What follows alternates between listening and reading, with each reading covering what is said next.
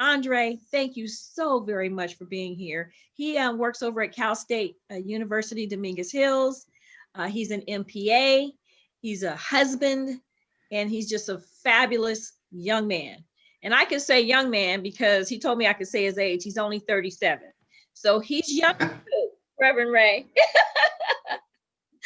Andre, please tell us your story. Well, thank you. And I appreciate being on this panel and hearing all of your advice and guidance and feedback. And it started, like you said, on Easter. I wasn't feeling well. I started to, feel I had a fever. So I checked my fever and it was really high at the highest point of my COVID experience, 104 degrees, which is fairly high. I really got tested for COVID, and a few days later, I received note that I need to isolate because it was positive. And it was a terrifying experience. We were lucky enough, my wife and I, that we have a house where we can stay in different rooms. So I told her, you need to go to another room. We cannot be together, and I don't want you to get sick. She's a cancer survivor, so she has a high probability of getting sick and getting COVID. And it was the worst 6 weeks of my life. I'm still recovering. I don't have a sense of my full sense of smell and taste back. We're called long haulers because we haven't completely fully recovered. I also now have chronic issues with my heart that is associated with COVID. And a couple of times I went to the emergency room. And the first time I couldn't breathe. I was coughing blood. I didn't know what was happening. And they sent me home. The doctor said, we can't do anything for you. There's no cure. And all we can do is take care of the symptoms. By about days 9 and 10, I started feeling better. I thought, I'm getting over it. But then that evening, it became even worse than the first. It was the second wave that came over me. And I had to rush myself again to the emergency room. And you can't take anyone with you. My wife couldn't be there for support, and that's isolating. So the doctor said, yes, this is the effects of COVID. We find that some people have second waves almost in their bodies. And this person told me, you're on a crossroads now. You're either going to get better or you're going to get worse and maybe end up on a ventilator. So it was frightening.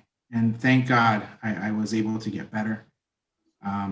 Through my faith and my family's support, I was able to, at least partially recover.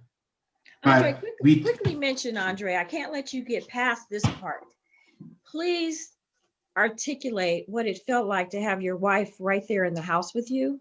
Oh, yes. Thank you for, she took care of me as best as she can. And, I would always say, get away, don't come in to this room.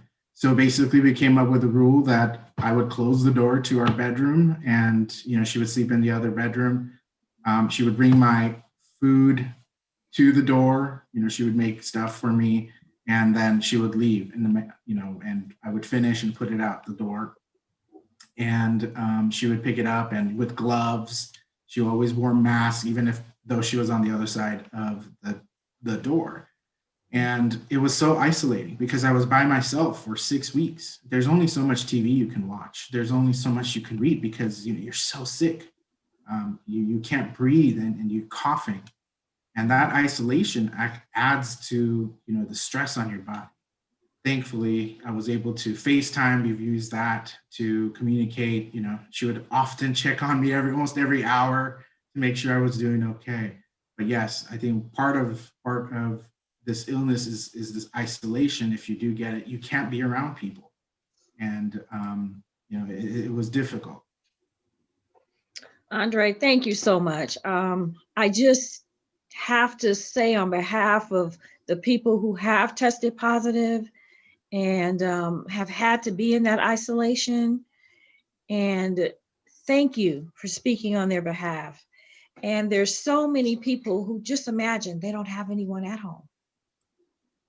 That's and they're right. testing positive, and they have no connection with the outside world. And so when our psychiatrist comes up later, she's going to talk about, some of the connection that has to continue to happen when you are isolated. And thank God for your wife, and God bless you. And I'm so glad that you're here to tell the story today. Thank you. And I just want to add one quick thing. My Yes, wife please. and I were super careful. We had our masks before everybody was talking about masks. We even had gloves on. And eventually we traced it back to us going to the grocery store. That's where we think I got it, because we didn't go anywhere else. We were in quarantine. We were working from home. So it can happen to you.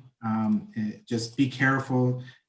My message is really simple. Statistically, people of color are being infected and suffering the consequences of this virus at far higher rates. As you saw, Dr. Davis talked about, we need to do our part to keep ourselves healthy so that we can keep our families and communities healthy.